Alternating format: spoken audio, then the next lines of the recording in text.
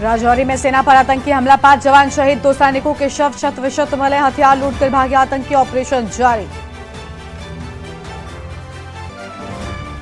Samajwadi party आज UP में करेगी प्रदर्शन, सांसदों के निलंबन के विरोध में आज सपा का प्रदर्शन, यूपी के सभी जिला मुख्यालयों पर सपा का प्रदर्शन। राजधानी लखनऊ में एटीएम से 13 लाख रुपए की हुई चोरी, इंदिरानगर के पीएनबी एटीएम से चोरी, 4 कर्मचारियों पर लगा चोरी का आरोप। 30 दिन बाद राम मंदिर का उद्घाटन, 5 लाख की भीड़ मैनेज करने की तैयारी, होटलों में बदल गए घर। यूपी में बढ़ रहे कोरोना के मरीज, राजधानी लखनऊ और गाजियाबाद में मिले मरीज, स्वास्थ्य विभाग में मचा हड़कंप।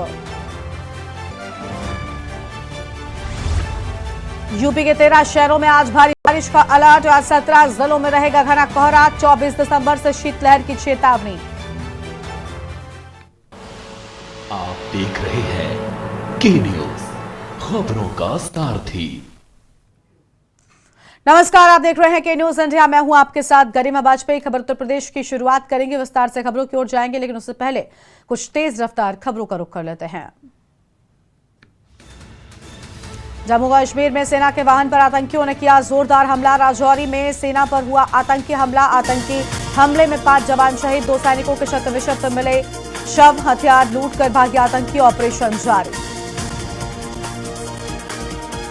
लखनऊ में केंद्र सरकार के खिलाफ कांग्रेस का देशव्यापी प्रदर्शन, आज केंद्र की भाजपा सरकार की तानाशाही का करेंगे विरोध, विपक्ष के सांसदों को निलंबन के विरोध में करेंगे प्रदर्शन, राष्ट्रपति को संबोधित करते हुए डीएम लखनऊ को सौंपेंगे ज्ञापन। दिल्ली में लोकसभा चुनाव को लेकर बीजेपी की बड़ी बैठक, बीजेपी मुख्यालय में आज और 23 दिसंबर को बैठक, बीजेपी मुख्यालय में आज दोपहर 3 बजे शुरू होगी बैठक, राष्ट्रीय पदाधिकारी प्रदेश अध्यक्ष बैठक में रहेंगी मौजूद। अयोध्या में सीएम योगी आदित्यनाथ ने कानून व्यवस्था की करी समीक्षा, राम मंदिर की प्राण प्रतिष्ठा को लेकर दिए निर्देश, अयोध्या में होटलों की 22 जनवरी की बुकिंग होगी रद्द, धर्मशालाओं की भी बुकिंग होगी रद्द। लखनऊ में एटीएम से 13 लाख रुपए की हुई चोरी, इंदिरानगर के पीएनबी एटीएम से चोरी, 4 कर्मचारियों पर चोरी का लगा आरोप, चारों आरोपी कैश लोडिंग का करते हैं काम, कंपनी के मैनेजर रविंद्र शर्मा ने दर्ज कराई एफआईआर। देवबंद में कांग्रेस प्रदेश अध्यक्ष का भाजपा पर हमला, प्रदेश में लोकसभा चुनाव की तैयारी में जुटी है कांग्रेस, इंडिया गठबंधन को लेकर बोली बड़ी बात, सबको साथ लेकर लड़ा जाएगा लोकसभा का चुनाव। बरेली में सांसद धर्मेंद्र कश्यप का फेसबुक अकाउंट हुआ हैक, सांसद की मीडिया प्रभारी ने एसएसपी से की शिकायत, एसएसपी ने साइबर सेल को दिए जांच के निर्देश, फेसबुक अकाउंट के जरिए परिचितों से मांगे रुपए। हमीरपुर में किशोर ने यूट्यूब पर रील देखकर की आत्महत्या, किशोर ने फांसी के फंदे पर लटक कर की आत्महत्या, सोशल मीडिया बना किशोर की मौत की बड़ी वजह। कानपुर के सीसामऊ थाना क्षेत्र में देखी पुलिस की दबंगई, व्यापारी को पुलिस का वीडियो बनाना पड़ा भारी, पुलिस ने बेवजह की व्यापारी की जमकर पिटाई, पत्रकारों के वीडियो बनाने से नाराज दिखे एसीपी ने पत्रकारों को वीडियो बनाने से भी रोका। लखनऊ अकबर नगर में अवैध कॉलोनी ध्वस्तीकरण का मामला, कॉलोनी वासियों को हाईकोर्ट से मिली राहत, हाईकोर्ट ने 22 जनवरी तक की दी राहत, उससे मिलने के बाद स्थानीय लोगों में खुशी की लहर।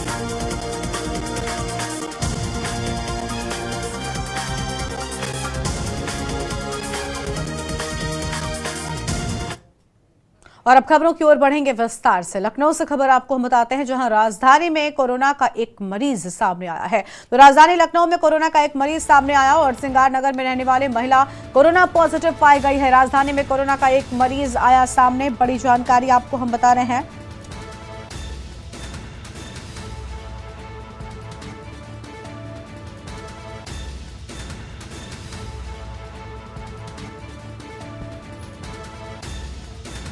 तो यहाँ हम खबर आपको हम बता दें, जहां पर राजधानी में कोरोना का एक मरीज सामने आया। श्रृंगार नगर में रहने वाली महिला कोरोना पॉजिटिव पाई गई है। एक हफ्ते पहले थाईलैंड से लखनऊ आई है महिला और महिला के बुखार होने पर कराई थी कोरोना जांच।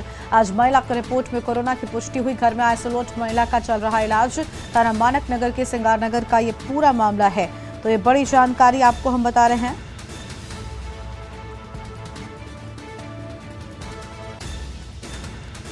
तो यहाँ हम खबर आपको हम बता दें, जहां पर थाना मानक नगर के सिंगार नगर का ये पूरा मामला है।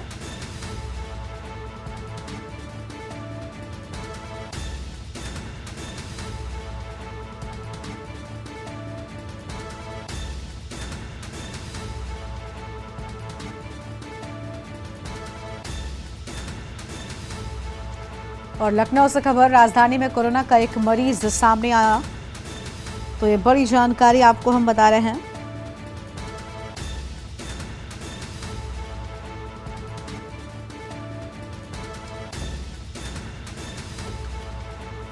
और इसी खबर पर बातचीत करने के लिए हमारे साथ हमारे संवाददाता भरत सेठी जुड़ चुके हैं। भरत, श्रृंगार नगर में एक महिला कोरोना पॉजिटिव पाई गई है। बताया जा रहा है कि उसकी थाईलैंड की ट्रैवल हिस्ट्री है और फिलहाल आइसोलेट है घर में, उसका इलाज जारी है। पूरी जानकारी क्या है? देखिए, बिल्कुल कोरोना ने एक बार फिर दस्तक दे दी है देश में। नया वेरिएंट जहां एक तरफ अपने पैर को पसार रहा है, वहीं कोरोना के मामलों में भी इजाफा हो रहा है। वहीं राजधानी लखनऊ की बात करें, लखनऊ के मानक नगर थाना क्षेत्र के अंतर्गत श्रृंगार नगर पड़ता है, जहां पर एक महिला है जिसकी उम्र 75 वर्ष बताई जा रही है। इसको ये बाहर ट्रैवल हिस्ट्री थी इसकी। ये कुछ दिन पहले थाईलैंड से लखनऊ आई थी और उसके बाद इनको बुखार और खांसी जुकाम से पीड़ित थी। लगातार डॉक्टर से इलाज करवाने के बाद जब इनको आराम नहीं मिला तो उसके बाद उन्होंने कोविड जांच करवाई। जब इनकी कोविड जांच हुई उसके बाद जो रिपोर्ट आई वो पॉजिटिव आई। जैसे ही जो रिपोर्ट पॉजिटिव आई, स्वास्थ्य विभाग में हड़कंप मच गया। तमाम इनके जो साथ में लोग रहते थे, जो साथ में उनकी भी कोविड टेस्ट हुई। राहत की बात यह है वो लोग अभी जो टेस्ट की रिपोर्ट आई है वो निगेटिव आई है, लेकिन इस महिला को घर में ही आइसोलेट किया गया है। इन महिला का जो इलाज है वो घर में ही चल रहा है। अब जिस तरीके से आने वाले समय में 25 दिसंबर और नए साल के जश्न में लोग डूबेंगे और ये कोविड अपने पैर को लगातार फंसा रहा है और आंकड़ों में बढ़ोतरी हो रही है, उससे कहीं ना कहीं चिंता का विषय जरूर है कि लोगों को भी अब अपने जागरूक होना पड़ेगा, कोविड के नियमों का पालन करना पड़ेगा। वही स्वास्थ्य विभाग की बात करें तो हॉस्पिटल में भी तमाम जो इंतजाम के आदेश दे दिए गए हैं। अब जल्दी ही आने वाले समय में हॉस्पिटल में और तमाम जो ट्रैवल जो करके लोग आते हैं, चाहे वो एयरपोर्ट की बात कर ले, चाहे वो बस स्टेशन की बात कर ले, चाहे बात कर ले रेलवे स्टेशन की, वहां पर भी अब थर्मल स्कैनिंग देखने को मिल सकती है। अगर कोविड के मामले में इजाफा होता है, आंकड़ों में बढ़ोतरी देखने को मिलती है, तो सरकार कड़े रुख अपना सकती है। जी बिल्कुल, साफ तौर पर देखिए कोरोना के लगातार मरीज भी बढ़ रहे हैं, ऐसे में चिंता भी लोगों की बढ़ती जा रही है। भरत, एक जानकारी ये भी चाहेंगे कि देखिए अब जब मरीजों का आंकड़ा सामने आना शुरू हो चुका है, उत्तर प्रदेश में भी कई मरीज आ चुके हैं, खुद राजधानी लखनऊ में भी अब सिलसिला शुरू हो चुका है, ऐसे में क्या अस्पतालों में कोई विशेष इंतजाम हैं या फिर घर में आइसोलेशन पर ही इलाज लोगों का किया जा रहा है? क्या कोई ऐसे निर्देश हैं अस्पतालों को सरकारों की ओर से?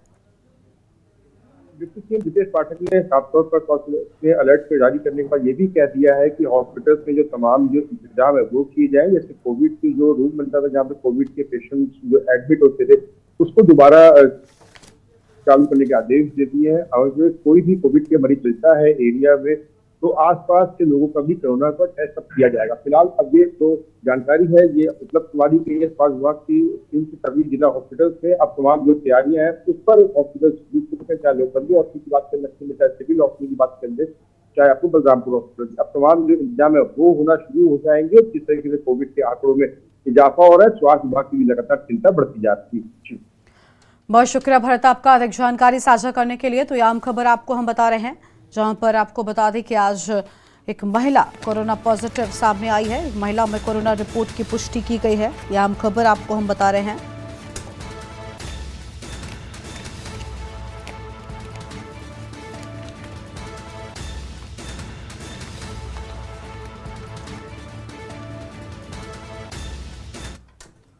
और अब आगे बढ़ेंगे खबरों की ओर। अगली खबर आपको गाजियाबाद से बताते हैं, जहां पर जिले में 3 लोगों की कोरोना रिपोर्ट आई पॉजिटिव। पार्षद अमित त्यागी के बाद उनकी मां भी पॉजिटिव और 60 वर्षीय राकेश कुमार भी हुए कोरोना संक्रमित। आंखों का इलाज कराने सरकारी अस्पताल पहुंचे थे।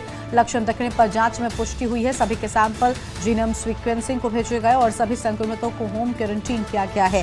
तो ये बड़ी जानकारी आपको हम बता रहे हैं, जहां पर सभी संक्रमितों को होम क्वारंटीन किए जाने की बात सामने आई है।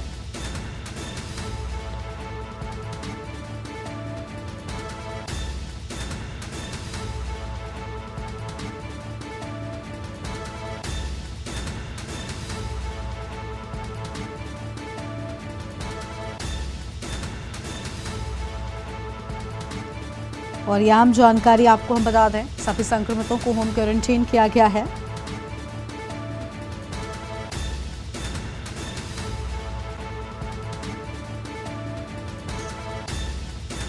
पार्षद अमित त्यागी के बाद उनकी मां भी पॉजिटिव। 60 वर्षीय राकेश कुमार भी कोरोना संक्रमित हुए हैं।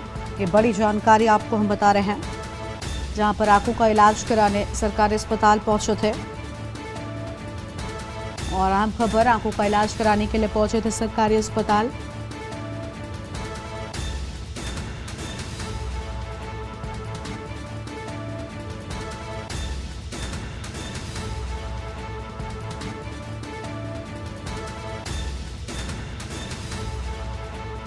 सभी संक्रमितों को होम क्वारंटीन किया गया है।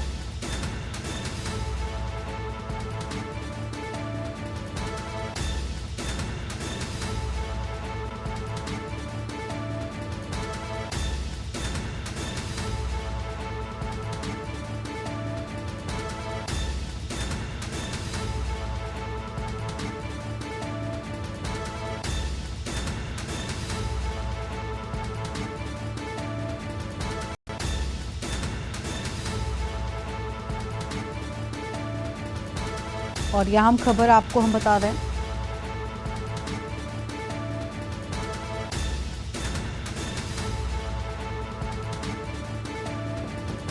आम खबर जहां पर सभी संक्रमितों को होम क्वारंटीन किए जाने की बात सामने आई। गाजियाबाद से खबर, जिले में 3 लोगों की कोरोना रिपोर्ट आई पॉजिटिव। और आगे बढ़ेंगे खबरों की ओर। अगली खबर लखनऊ से आपको हम बताते हैं, जहां पर यूपी में गरज और चमक के साथ हो सकती है भारी बरसात। मौसम विज्ञान विभाग ने जारी की है चेतावनी। प्रदेश के 17 से अधिक जिलों में छाया रहेगा घना कोहरा। आने वाले दिनों में न्यूनतम तापमान में होगी कमी और दिसंबर के अंत तक भीषण ठंडक की संभावना है। तो दिसंबर के अंत तक भीषण ठंड की संभावना, आने वाले दिनों में न्यूनतम तापमान में कमी देखने को मिल सकती है। बड़ी जानकारी आपको हम बता रहे हैं। फिलहाल उस वक्त की आम खबर, मौसम विज्ञान विभाग ने चेतावनी जारी कर दी है। अहम खबर आपको हम बता दें, प्रदेश के 17 से अधिक जिलों में छाया रहेगा घना कोहरा और आने वाले दिनों में न्यूनतम तापमान में होगी कमी। आम जानकारी आपको हम बता रहे हैं और दिसंबर के अंत तक भीषण ठंडक की संभावना है। तो ये बड़ी जानकारी आपको हम बता रहे हैं।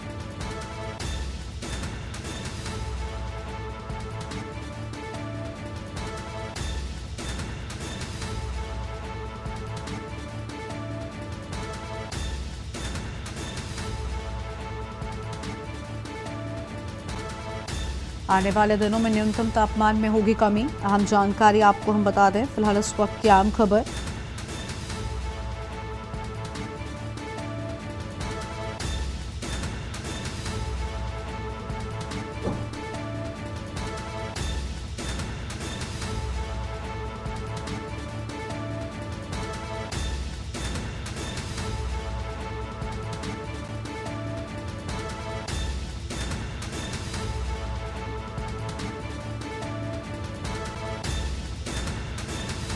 तो यहाँ हम खबर आपको हम बता रहे हैं, मौसम विज्ञान विभाग ने चेतावनी जारी कर दी।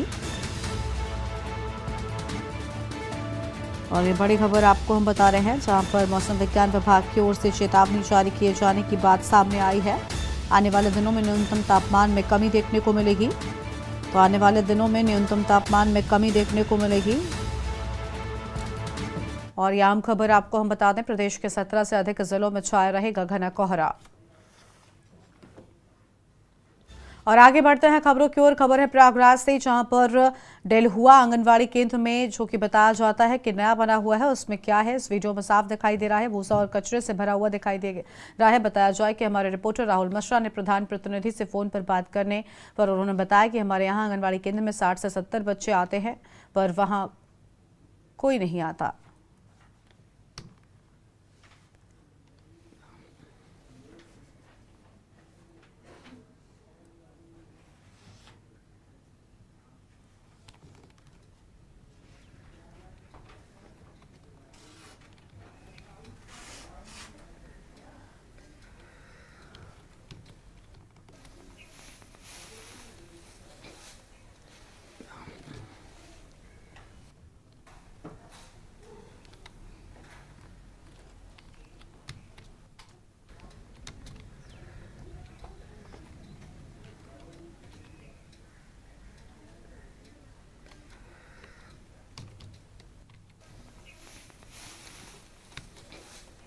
तो केंद्र में 60 से 70 बच्चे आने का दावा किया गया, लेकिन बताया जा रहा है कि सच कुछ और है।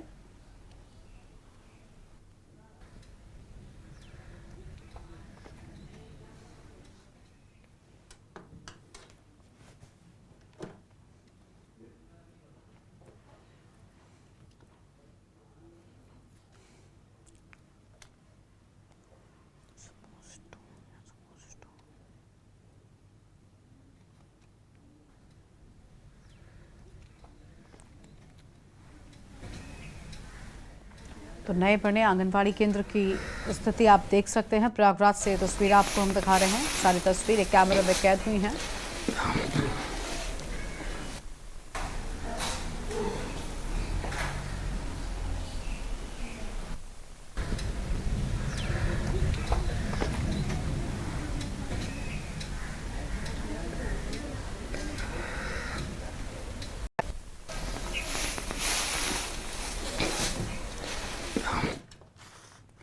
और अलीगढ़ में एक नटवरलाल ने हाई स्कूल और इंटरमीडिएट की फर्जी अंक तालिका नौकरी में लगाकर सहकारिता विभाग में सचिव के पद पर 10 साल नौकरी कर ली और करोड़ों रुपए का विभाग में घोटाला भी कर डाला।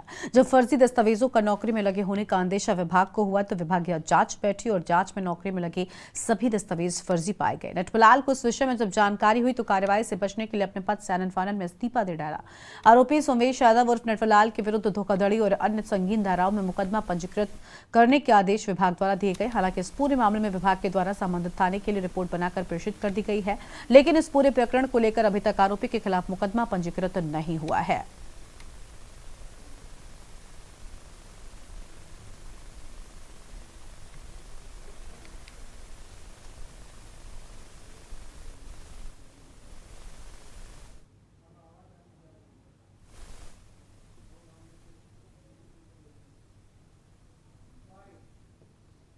अलीगढ़ के गंगीरी ब्लॉक से एक चौंकाने वाला मामला सामने आया है, जिसमें एक नटवरलाल ने फर्जी हाई स्कूल के दस्तावेज तैयार कराकर सचिव के पद पर नौकरी हथिया ली और लगातार 10 साल तक नौकरी करता रहा। वहीं जब इस पूरे मामले की पोल खुली तो उसने आनन फानन में अपने पद से इस्तीफा दे दिया। वहीं चौंकाने वाली बात सामने निकल कर ये आई है कि जिस तरीके से विभाग की उदासीनता सामने आई कि लगातार जो व्यक्ति फर्जी दस्तावेज लगाकर कैसे 10 साल तक नौकरी करता रहा और वहीं इस पूरे मामले की जांच क्यों नहीं हो पाई। हालांकि जब ये मामला पूरा प्रकाश में आया तो अधिकारियों ने आनन फानन में पुलिस में लिखित शिकायत दी है इस आरोपी व्यक्ति के खिलाफ मुकदमा दर्ज करने की। पूरे मामले को अब तक 6 महीने का वक्त बीत चुका है, लेकिन अभी तक इस पूरे मामले में पुलिस ने FIR दर्ज नहीं की है। अब देखना ये होगा कि जिस तरीके से विभाग की उदासीनता निकलकर सामने आई है कि एक व्यक्ति जो फर्जी दस्तावेज लगाकर नौकरी हत्या लेता है और लगातार विभाग को करोड़ों रुपए का चूना लगा देता है, ऐसे व्यक्ति के खिलाफ विभाग आखिर क्या कार्रवाई करेगा। अलीगढ़ से के न्यूज के लिए विश्व प्रताप सिंह राघव।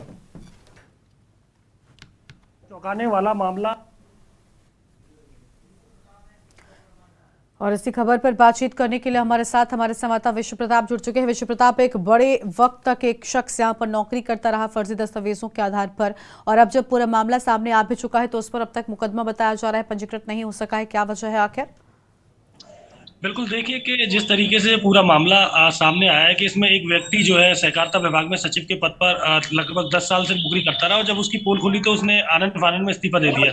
कहीं ना कहीं बड़ा सवाल ये है कि जिस तरीके से विभाग की उदासीनता सामने आई है कि एक व्यक्ति जो है हाई स्कूल इंटर की फर्जी जो है मार्कशीट लगा के 10 साल तक नौकरी करता रहा, उसकी कोई जांच नहीं हुई। एक RTI एक्टिविस्ट ने इस संबंध में जब शिकायत की तो उसमें इस पूरी मामले का खुलासा हुआ और उस व्यक्ति ने जो है इस विभाग से इस्तीफा दे दिया। हालांकि मुकदमा दर्ज करने के लिए विभाग ने तो जो है पुलिस को जो है संबंधित पत्र भी लिखा है, लेकिन इस पूरे मामले को 6 महीने से ज्यादा का वक्त बीत गया, बावजूद इसके पुलिस ने अभी इसमें मुकदमा पंजीकृत नहीं किया है। वहीं चौंकाने वाली सबसे बड़ी बात यह है कि उसके अन्य जो 2 भाई हैं वही इस विभाग में जो है सचिव के पद पर मौजूदा स्थिति में कार्यरत हैं, जिनमें से जो है एक जो भाई है उसका छोटा, उसने जो है अभी फिलहाल में ही इस्तीफा दिया है। और हालांकि इन व्यक्तियों के बारे में बताया जाए तो जिस तरीके से इन्होंने फर्जी तरीके से जो है दस्तावेज तैयार करा के नौकरी हासिल की है, तो कहीं ना कहीं इनका जो आपराधिक गतिविधि में शामिल होना भी बताया जा रहा है।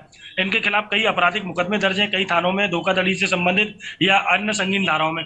तो कहीं ना कहीं ये व्यक्ति जो है आपराधिक प्रवृत्ति से जुड़े हुए हैं और अगर क्षेत्र की बात करें तो कहीं ना कहीं हथियार लहराते हुए वीडियो वायरल या फायरिंग करते हुए वीडियो वायरल, इस तरीके के इनसे संबंधित कई मामले निकल के सामने आए हैं। वहीं अगर जिला प्रशासन या पुलिस की बात करें तो हालांकि जिला प्रशासन ने भी पुलिस को लिखित में लिख के दे दिया है कि उपरोक्त व्यक्ति के खिलाफ जो फर्जी तरीके से नौकरी करता रहा, बावजूद इसके खिलाफ कोई कार्रवाई नहीं हो पाई है। हालांकि विभाग के भी कान पे जू रेंगती हुई साफ तौर पर दिखाई नहीं दे रही कि आखिर इस व्यक्ति ने विभाग को करोड़ों रुपए का चूना लगाया और चूना लगाने के बाद में बिल्कुल अपने पद से इस्तीफा देके और बिल्कुल फरार हो गया। तो कहीं ना कहीं चौंकाने वाले तथ्य बिल्कुल सामने आए हैं कि इस तरीके से एक व्यक्ति 10 साल नौकरी करता है, विभाग को करोड़ों रुपए का चूना लगाता है और चंपत हो जाता है। जी बिल्कुल, शुक्रिया विशु प्रताप आपका अधिक जानकारी साझा करने के लिए। तो सहकारिता विभाग में आपको बता दें कि सचिव के पद पर नौकरी कर रहा था और फर्जी दस्तावेजों के आधार पर इसे नौकरी मिली थी। फिलहाल अब बताया जा रहा है कि विभाग की ओर से मुकदमा लिखने को लेकर यहां पर लगातार सभी चीजें सौंप दी गई हैं। आम जानकारी आपको हम बता रहे 10 साल तक नौकरी किए जाने की बात सामने आई है। फर्जी दस्तावेज लगाकर 10 साल तक नौकरी कर रहा था। सहकारिता विभाग में सचिव के पद पर नौकरी कर रहा था। मामला सामने आने पर उसकी ओर से इस्तीफा भी दे दिया गया है। आनन फानन में सहकारिता विभाग में सचिव के पद पर नौकरी करने की बात सामने आई थी। आम जानकारी आपको हम बता रहे हैं, फर्जी दस्तावेज लगाकर 10 साल नौकरी करता रहा शख्स। लखनऊ से अगली खबर आपको हम बताते हैं, जहां पर मिशन 2024 की तैयारी में भारतीय जनता पार्टी। पीएम विश्वकर्मा योजना के जरिए जुड़ेंगे नए लोग। हर विधानसभा में 1000 लोग जोड़ने का लक्ष्य रखा गया है। तो हर विधानसभा में 1000 लोग जोड़ने का लक्ष्य रखा गया है। फिलहाल ये बड़ी जानकारी आपको हम बता रहे हैं। इस वक्त की आम खबर आपको हम बता दें,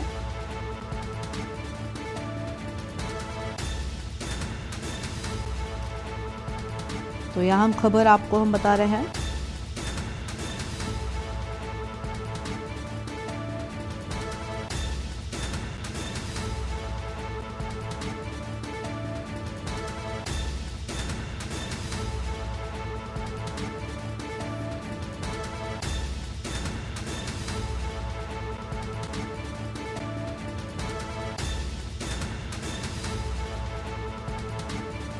और फिलहाल ये बड़ी जानकारी आपको हम बता रहे हैं।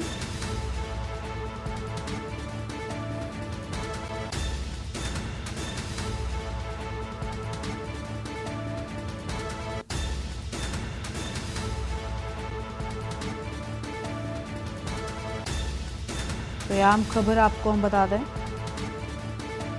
जहां पर लखनऊ से खबर, मिशन 2024 में बीजेपी की तैयारियां शुरू हो चुकी हैं 24 को लेकर। और आगे बढ़ते हैं खबरों की ओर। लखनऊ से अगली बड़ी खबर, जहां पर कंबल नहीं खरीदने पर सीएम ने तलब किया है। सीएम योगी ने 3 डीएम को किया जवाब तलब। जरूरतमंद लोगों को कंबल बांटने में लापरवाही की बात। संभल, एटा और कानपुर देहात के डीएम को नोटिस की बात सामने आई है। फिलहाल इस वक्त ये बड़ी जानकारी आपको हम बता रहे हैं।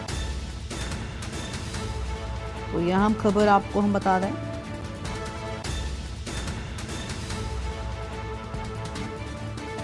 तो ये बड़ी जानकारी आपको हम बता रहे हैं। इस वक्त की आम जानकारी,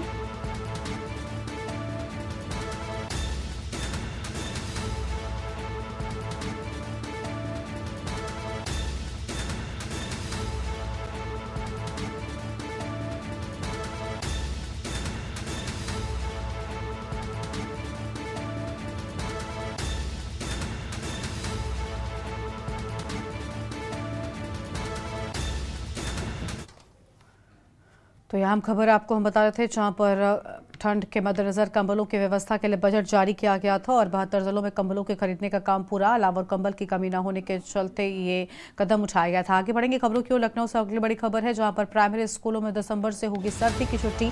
प्रदेश के सभी परिषद और विद्यालयों में 31 दिसंबर से छुट्टी। स्कूल शिक्षा महानिदेशालय से स्कूलों को भेजी सूचना। परिषद और स्कूलों में 30 दिसंबर तक होगी पढ़ाई। 31 दिसंबर से 14 जनवरी तक छुट्टियां रहेंगी। बेसिक शिक्षा परिषद की ओर से भी आदेश जारी किए जाने की बात सामने आई है। तो यह अहम खबर आपको हम बता रहे हैं। फिलहाल इस वक्त की अहम जानकारी आपको हम बता दें,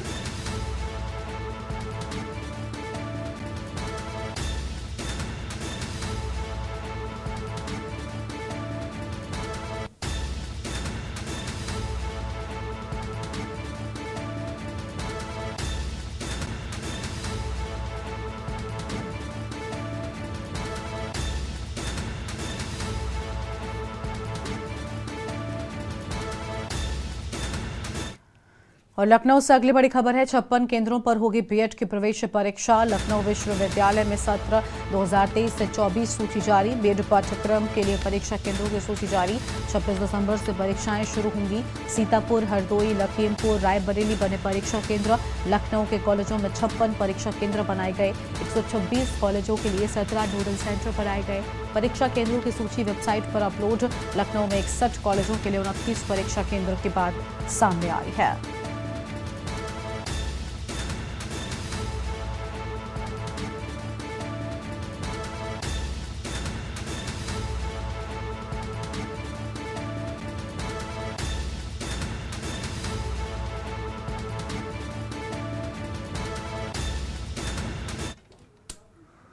और लखनऊ से अगली खबर आपको हम बताते हैं, जहां पर यूपी के मंदिरों में होंगे भजन कीर्तन।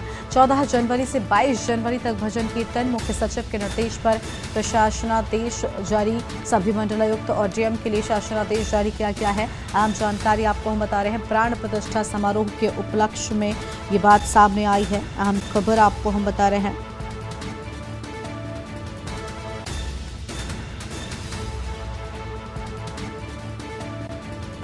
तो यह हम जानकारी आपको हम बता दें, और सभी मंडलायुक्त और डीएम को निर्देश जारी कर दिए गए हैं और मंदिरों में दीप प्रज्वलन का भी आयोजन किया जाएगा। और खबर उत्तर प्रदेश में फिलहाल इतना ही। आप देखते रहिए के न्यूज इंडिया। नमस्कार। इस कार्यक्रम के प्रायोजक करता है गोल्डी मसाले। और स्वाद ऐसा तो रिश्तों में गुस्सा कैसा।